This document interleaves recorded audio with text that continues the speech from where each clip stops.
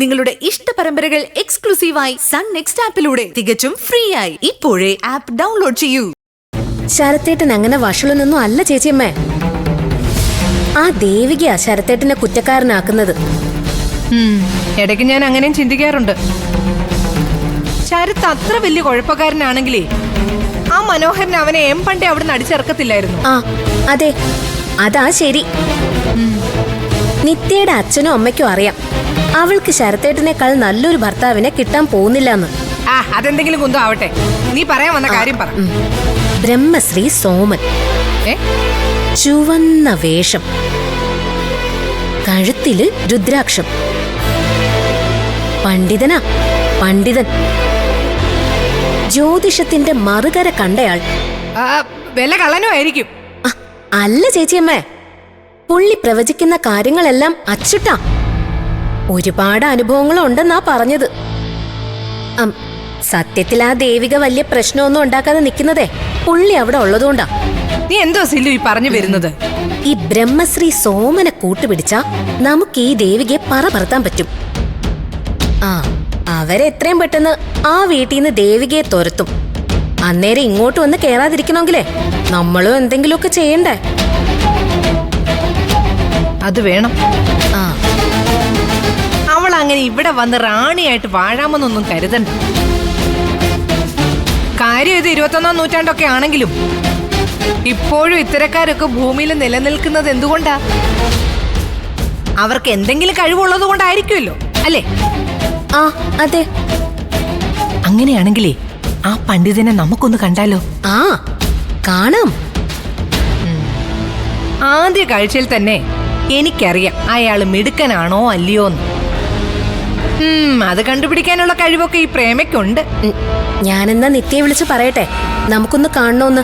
അയ്യോ, ഇങ്ങോട്ട് വിളിച്ചു വരുത്താനൊന്നും പറ്റത്തില്ല. അച്ഛന്റെ സ്വഭാവം നിനക്കറിയാലോ. ഒറ്റ വെടിക്ക് കൊല്ലും എന്നെ, നിന്നെ, ആ പണ്ഡിതനെ.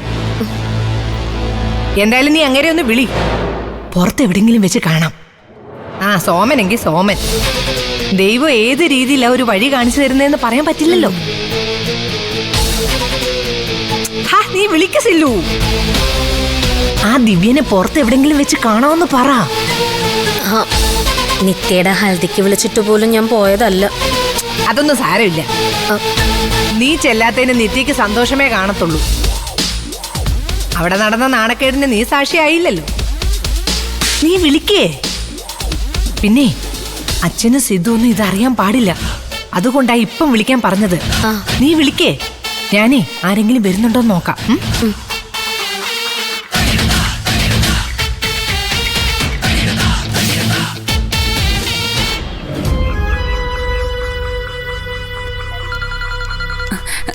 ശരത്തേട്ടാ, സിന്ദഗിയാ. സിന്ദഗിയോ? എന്തിനായിരിക്കും? പിന്നെ നിത്യക്കുട്ടി, ഞാൻ പറയാൻ വിട്ടുപോയതാ. കഴിഞ്ഞ ദിവസമല്ലേ ഞാൻ പുറത്ത് വെച്ച് അവിചാരിതമായി സിന്ദഗിയെ കണ്ടായിരുന്നു. എന്നിട്ട് നമ്മുടെ ഹൽദിക്ക് വരാത്തതിന് പരിഭവം പറഞ്ഞു. അതായിരിക്കും വിളിച്ചത്. എടുക്കല്ലേ? എടുക്കാതിരിക്കുന്ന എന്തിനാ? അവർക്ക് വല്ലതും നമ്മൾ കൊടുക്കാറുണ്ടോ? ഇല്ലല്ലോ. ഹലോ, ഞാനാ. മനസ്സിലായി സില്ലു, പറയേ. ചേച്ചിയമ്മ പറഞ്ഞിട്ട് വിളിക്കുവാ.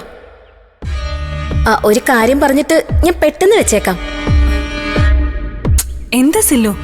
നിങ്ങളുടെ വീട്ടിൽ ഒരു ദിവ്യനില്ലേ, ഒരു സ്വാമി, ഒരു ബ്രഹ്മശ്രീ. കഴിഞ്ഞ ദിവസം കണ്ടപ്പോ ശരത്തേട്ടനാ പറഞ്ഞ. ഉണ്ട്, ഞങ്ങളുടെ അച്ഛനാ, ബ്രഹ്മശ്രീ സോമൻ അച്ഛൻ. എന്താ? ചേച്ചിയമ്മയ്ക്ക് അദ്ദേഹത്തെ ഒന്ന് കാണണം. ചേച്ചിയമ്മയ്ക്ക് 1-2 കാര്യങ്ങൾ ചോദിച്ചറിയാൻ വേണ്ടിയാ. അത് നല്ലതാ, വലിയ ജ്ഞാനി അച്ഛൻ. പക്ഷെ അങ്ങോട്ട് വരുമെന്ന് അറിയില്ല. അയ്യോ, വീട്ടിൽ വെച്ച് വേണ്ട, പുറത്തെവിടെയെങ്കിലും വെച്ച് മതി. ശരി, ഞാൻ ചോദിച്ചിട്ട് പറയാം. എന്ത് കാര്യം അറിയാനാ? സില്ലുന്റെ കല്യാണ കാര്യമാണോ? ഏയ്, അതൊന്നുമല്ല. വേറെയും കാര്യങ്ങളൊക്കെ ഉണ്ടല്ലോ. നമ്മുടെ പൊതുശത്രു ഒരാള് തന്നെ ആയി പോയില്ലേ? ആ ശരി, ഞാൻ വെച്ചേക്കോണേ. സോമൻ അച്ഛനെ പ്രേമിച്ചിക്കൊന്ന് കാണണോന്ന് ചില കാര്യങ്ങൾ ചോദിച്ചറിയാന്. നല്ലതാ.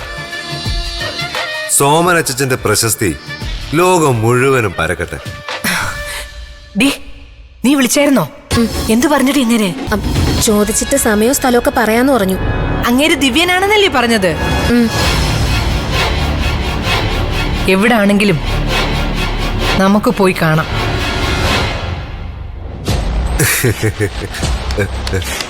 ഇതാണ് ദിവ്യൻ. എന്നാലും ഞാൻ അത്ര വലിയ ദിവ്യനാണോ? കണ്ടില്ലേ നിത്യക്കുട്ടി നമ്മുടെ സോമൻ അച്ഛന്റെ വിനയം? ഞാൻ ദിവ്യനാണെന്നൊക്കെ എനിക്കറിയാം. പക്ഷെ ആളുകൾ തേടി പിടിച്ചു വരാൻ മാത്രം. ആനയ്ക്ക് ആനയുടെ വലിപ്പം അറിയില്ലെന്ന് പറയും പോലെയാ ചില സമയത്ത് സോമനച്ഛന്റെ കാര്യം. സോമനച്ഛനെ എല്ലാവർക്കും അറിയാം. പിന്നെ അല്ലാതെ വെളിച്ചപ്പാടിന് എല്ലാവർക്കും അറിയാം. വെളിച്ചപ്പാടിന് ആരും അറിയത്തുമില്ല. അത് പിന്നെ അങ്ങനെയാണല്ലോ. അല്ല, ഈ പറഞ്ഞ ഭാമ. ഭാമയല്ല, പ്രേമ. നമ്മുടെ വക്കീൽ സിദ്ധാർത്ഥന്റെ ചേച്ചിയാ. അവര് നമ്മള് ശത്രുക്കളല്ലേ? വക്കീൽ സിദ്ധാർത്ഥനെ ഉള്ളു നമ്മുടെ ശത്രു. ബാക്കിയുള്ളവരെല്ലാം നമ്മുടെ പക്ഷത്താ. നിത്യക്കുട്ടി, നീ അങ്ങോട്ട് ചെല്ല്. ഞാൻ സോമൻ അച്ഛനോട് കാര്യങ്ങൾ വിശദമായിട്ട് പറയട്ടെ. അതെന്താ ഞാൻ നിന്ന? നീയും കൂടി ഇവിടെ നിന്ന നമ്മള് 3 പേരോട് ചേർന്ന് എന്തോ വലിയ ഗൂഢാലോചനയാണ് നിന്റെ അച്ഛൻ കരുതും. എങ്ങനെയെങ്കിലും സംഗതി മണത്തറിഞ്ഞ് നിന്റെ അച്ഛൻ സിദ്ധാർത്ഥനെ അറിയിക്കും. അതുവഴി സോമൻ അച്ഛന് 10 കാശ് കിട്ടുള്ള വഴി അടയും. മനസ്സിലായോ? ആ, അത് ശരിയാ. ഞാൻ പോയേക്കാം.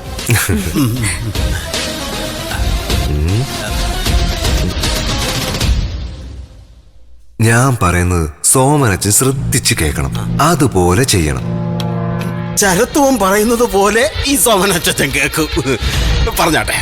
സിദ്ധാർത്ഥ വക്കീലിന്റെ പെങ്ങന്മാര് നല്ല ഒന്നാന്തരം പൊട്ടികളാ. എന്ന് വെച്ചാ ഇട്ടുമൂടാൻ കാശുണ്ടെന്നേ ഉള്ളൂ, 10 പൈസയുടെ വിവരമില്ല. അതുകൊണ്ട് തന്നെ ശങ്ക കറക്കി ഉള്ളതും ഇല്ലാത്തതും എല്ലാം പറഞ്ഞ് അച്ചാച്ചൻ രണ്ടിനും അങ്ങ് വേരട്ടിയാക്കണം. ദേവിക ആ വീട്ടിൽ കാലുകുത്തിയ പ്രേമേച്ചി വിധവയാവും. സിദ്ധാർത്ഥ വക്കീലിനെ തെക്കോട്ട് എടുക്കും. അനിയത്തി കുട്ടിക്ക് ഭ്രാന്ത് വരും. അച്ഛൻ കാശിക്ക് പോവും എന്നൊക്കെ വെച്ച് കാച്ചണം. ചോദിക്കുന്ന കാശ് അവര് തരും. പറയുന്നത്രയും കാശ് ഏത് പൂജയ്ക്കും തരും. ലക്ഷങ്ങള് കിട്ടും, ലക്ഷങ്ങള്.